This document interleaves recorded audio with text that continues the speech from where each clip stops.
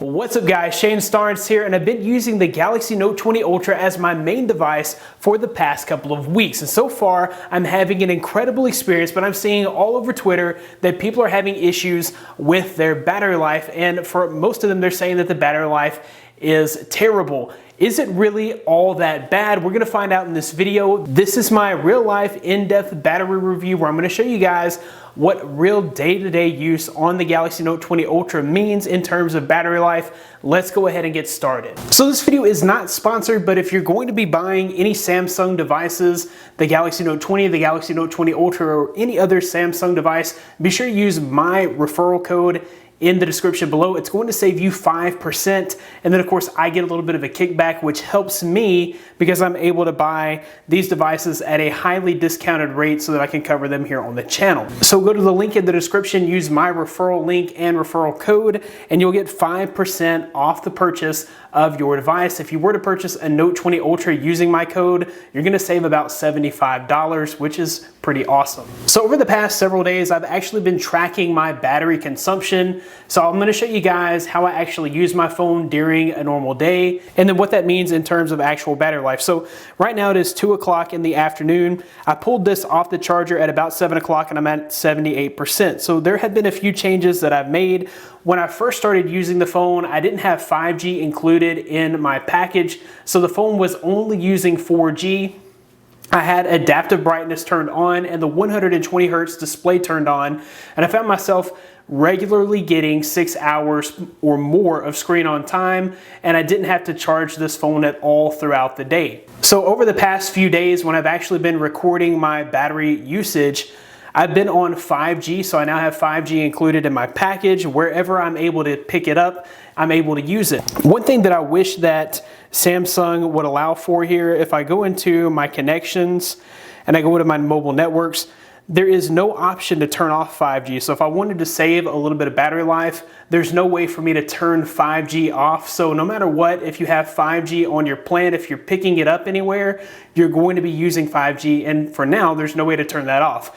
That may be fixed in an update. Maybe we'll have the option to turn 5G off. I think that would actually help with saving some battery life, but for now that's not an option. So for me, I've been using 5G where available, 120 Hertz is turned on, and I've had adaptive brightness turned on. So with all the settings that we just talked about, August 25th was the first day that I actually recorded my usage, and you can see here that I had almost 6 hours of screen on time with 5% left. So I didn't quite get to 6%, and if you look at my usage here, I had 18 minutes of actual active YouTube, so that's YouTube turned on while viewing the screen. I do a ton of driving during the day, and so I had 5.5 hours of background use. This is me listening to podcasts, so the phone is actually being used for that 5.5 hours, but the screen is not turned on.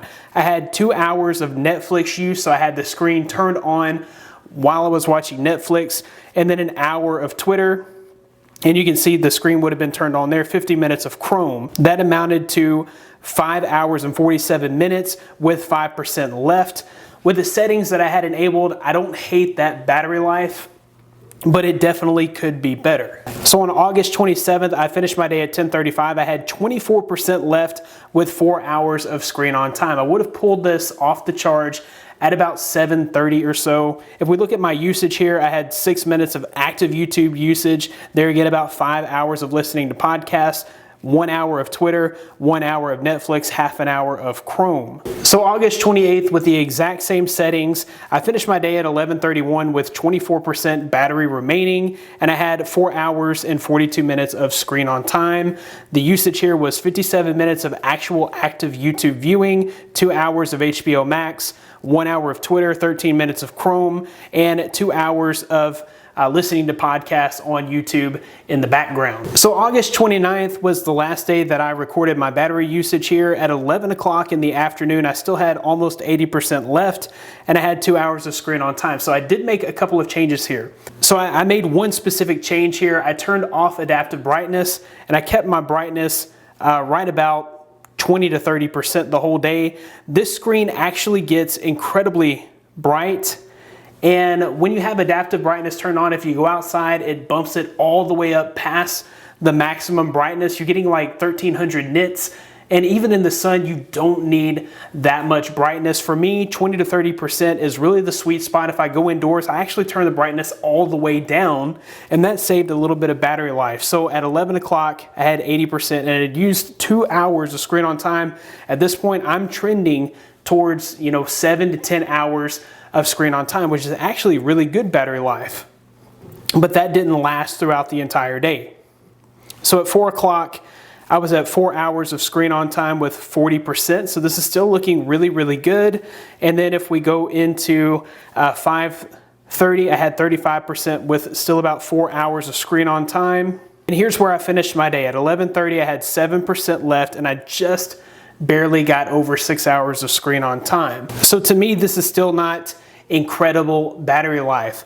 So when I was on the S20 Ultra, I actually got really, really good battery life. I got about 7 hours of screen on time every single day. And the only difference is that the S20 Ultra has an extra 500 milliamp hours of battery. I know that they took away some of that with the S Pen, but for me, I would actually prefer for the phone to maybe come a little more flush with the camera bump. This phone has an insane camera bump on the back, and Samsung could have maybe come out just a little bit further with the back here, made it a little bit thicker. I love the fact that this is super slim, but I wouldn't mind a little bit bulkier of a device if it meant better battery life. Now, really, I can't call this bad battery life. I did find myself having to charge the phone at about 5 o'clock in the evening, but I didn't really have to do that at all with the Note 20 Ultra. So I still get an entire day's worth of use without having to re-up my charge. But I feel like this definitely could have been better. I definitely could have been getting all the way through my day with 6 or 7 hours of screen on time, plus having 20% left had they included an extra 500 milliamp hours. Now there are several things that could help with battery life. If Samsung gave us a 4G option to where we could turn off 5G, that I think would help. If you scale down from the 120 hertz display to the 60 hertz at 1080p, that would help. But there again, you've paid $1,300 for a phone. Why would you want to cripple it? I don't really see the sentiment in crippling the phone just for better battery life. I'd rather just stick it on a charger if I had to. And then, another way that you could save on battery life is turn off anything you're not using. If you're not using Bluetooth, be sure to turn it off. If you're not using Wi-Fi, be sure to turn it off. Whenever you are around Wi-Fi, jump over onto the Wi-Fi. That's a little more efficient than 4G or 5G. Definitely turning off the adaptive display and keeping your brightness low throughout the day. There again, you're kind of crippling what this display is capable of. So are you really willing to make those sacrifices to get better battery life? There again, in my opinion, for the 2 weeks that I've had the phone, this is certainly better battery life than other phones that I've had, but I feel like it could have been better had Samsung given us that extra 500 milliamp hours of battery. What are your thoughts? Do you think that the Galaxy Note 20 Ultra needs better battery life? Do you think that the battery has performed pretty well? Let me know in the comments below. That about wraps it up for this video. Thanks guys for watching. Be blessed. I'll see you in the next one.